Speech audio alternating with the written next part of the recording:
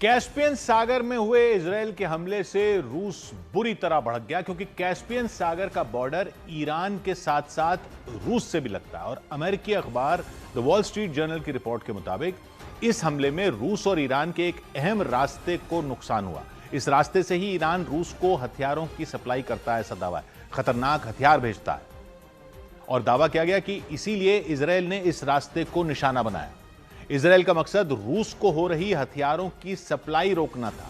Israel चाहता था कि रूस को ईरान से जो खतरनाक हथियार और गोला बारूद मिल रहे हैं वो मिलना बंद हो जाए, और इसीलिए इजरायल ने कैस्पियन सागर में मौजूद ईरान के सबसे बड़े पोर्ट बंदर अंजली पोर्ट पर हमला किया और रूस की लाइफलाइन कहे जाने वाले उस रास्ते को नुकसान पहुंचाया जहां से उसे ईरान से हथियार मिलते थे। यही वजह रही कि रूस इस हमले से तिलमिला गया। रिपोर्ट के मुताबिक इस रास्ते का इस्तेमाल खासतौर पर ईरान के शाहिद ड्रोन की सप्लाई के लिए होता रहा है। इस रास्ते से ईरान रूस को अपने घातक शाहिद ड्रोन पहुंचाता रहा है और दावा किया गया कि शाहिद ड्रोन ईरान के साथ साथ रूस के लिए भी काफी अहम है, क्योंकि यूक्रेन के खिलाफ जंग में शाहिद ड्रोन कई बार अमेरिका के हथियारों को चुनौती दे चुके हैं। इसीलिए रूस ये कभी नहीं चाहता कि उसे शाहिद ड्रोन मिलना बंद हो जाए। और दावा किया गया कि इसीलिए रूस ने कैस्पियन सागर में हुए हमले पर चिंता जताई। लेकिन इजरायल ने कैस्पियन सागर में हमला कर एक तीर से दो निशाने लगाए। एक तो इजरायल ने रूस की चिंता बढ़ाई, दूसरा उसने ईरान को भी यह दिखा दिया कि उसका कोई भी ठिकाना इजरायल से नहीं बच सकता। रिपोर्ट के मुताबिक इजरायल ईरान को यह दिखाना चाहता था कि कैस्पियन सागर में उसका डिफेंस सिस्टम काम नहीं कर रहा, यानी कैस्पियन सागर में इजरायल की मिसाइलों को रोकने वाला कोई नहीं। अमेरिकी अखबार द वॉल स्ट्रीट जर्नल की रिपोर्ट में दावा किया गया कि इजरायल के हमले में ईरान के पोर्ट को भारी नुकसान हुआ।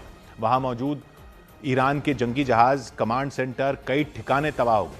कैस्पियन सागर ईरान और रूस के बंदरगाहों को जोड़ता है। इनके बीच की दूरी करीब 965 किलोमीटर है। यहां से दोनों देशों के बीच हथियारों के अलावा गेहूं, तेल और दूसरी जरूरी चीजों की सप्लाई भी होती है। दावा किया गया कि साल 2022 और 2023 में इस रास्ते से हथियारों की सप्लाई बहुत ज्यादा बढ़ गई थी। उस वक्त रूस और यूक्रेन युद्ध चरम पर था और इसके बाद भी लगातार इस रास्ते से हथियारों की सप्लाई होती रही। दावा किया गया कि इसीलिए इजरायल ने यह हमला किया और ईरान के साथ साथ रूस को भी गहरी चोट दे दी। उधर ईरान जंग में मध्यस्थता कराने का दावा करने वाले पाकिस्तान के एक जहाज को स्ट्रेट ऑफ हॉर्मूज से यू टर्न लेना पड़ गया, क्योंकि ईरान की IRGC सेना ने उसे आगे बढ़ने से रोक दिया। IRGC का दावा है कि माल ढोने वाले उस जहाज ने हॉर्मूज गलियारे को पार करने की मंजूरी नहीं ली थी, इसीलिए उसे लौटा दिया गया। ईरान की IRGC सेना ने उस जहाज को वहीं भेज दिया जहां से वो आ रहा था। IRGC की इस कार्रवाई से पाकिस्तान की एक बार फिर दुनिया के सामने फजीहत हो गई, क्योंकि पाकिस्तान ये दावा कर चुका है कि वो जंग रुकवाने के लिए अमेरिका और ईरान के बीच मध्यस्थता करवा रहा। पाकिस्तान की सरकार ने इसे बड़ी उपलब्धि की तरह पेश किया और अपनी कूटनीति का डंका पीटने में जुट गई। लेकिन इसी बीच ईरान ने पाकिस्तान को झटका देते हुए उसके जहाज को हॉर्मूज गलियारे से लौटा दिया।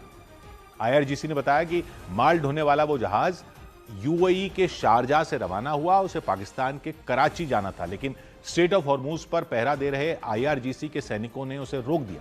उन्होंने पाकिस्तान के उस जहाज को वापस जाने के लिए कह दिया, क्योंकि दावा है उस जहाज ने ईरान के अधिकारियों से इजाजत नहीं ली थी। IRGC ने साफ किया कि हॉर्मूज गलियारे से सिर्फ वही जहाज जा पाएंगे जिन्हें ईरान के अधिकारियों की मंजूरी मिलेगी।